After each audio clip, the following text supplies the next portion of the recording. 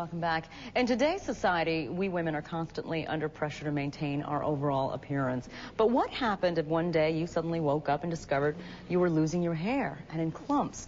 Pretty shocking, huh? Well, I'd like to share with you a Southland woman's experience and how she's getting help for a condition called alopecia. Arlene used to have a full head of healthy hair, but says she noticed a change in her late 20s. It seemed like it was getting thinner and thinner and thinner. I didn't know why. I would get shampoos that said for thickening. I would get pills, vitamins for hair. I went to my doctor, and my doctor at that time didn't think anything was wrong. You need more iron. Back then, the doctors didn't know what to do. So as her hair loss became prominent, she wore wigs to cover up. She says the entire experience was humiliating. My self-esteem was just, it was nothing. I gained, well, I'm still losing, but I gained I would say I gained 60 pounds. I was just so depressed. It was hard to even go out. Dr. Heather Roberts says Arlene is not alone. 50% of women suffer significant hair loss between the ages of 30 and 60. And here are some of the causes: childbirth, crash dieting, emotional stress, medication or cancer treatments, and in some cases, genetics. So if somebody has a family history of hair loss in any relative, it's not just mother's side or father's side, it could even be a remote cousin, anybody with an early onset of hair loss, it's going to give them a little bit more of a genetic tendency to lose their hair. Unlike men who have several treatment options, women have a more difficult time in finding solutions that work. Unfortunately for women, we don't have as many of the oral options that we have for men. Why? Because of the problems with fluctuating hormone levels in women. If we start giving women anti-testosterone pills, first of all, in childbearing women, we can't do that because they can have problems with a newborn baby.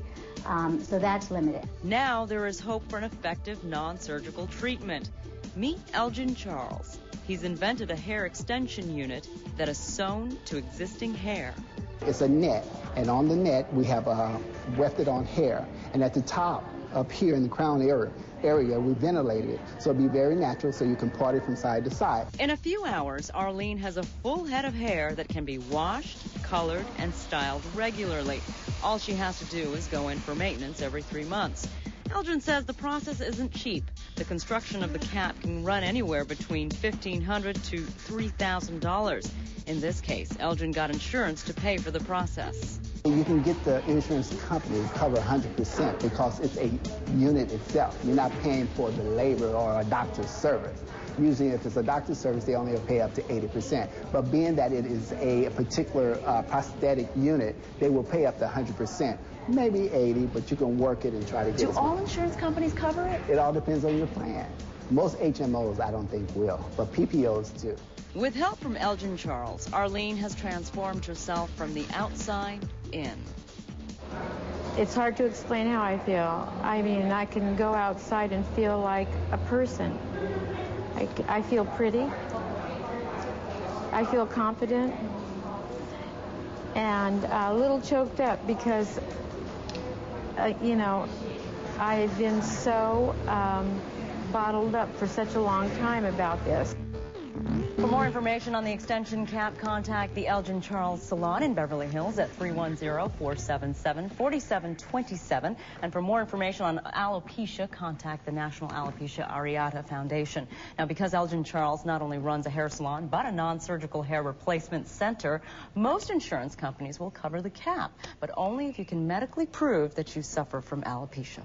Wow. Isn't that incredible? Incredible story.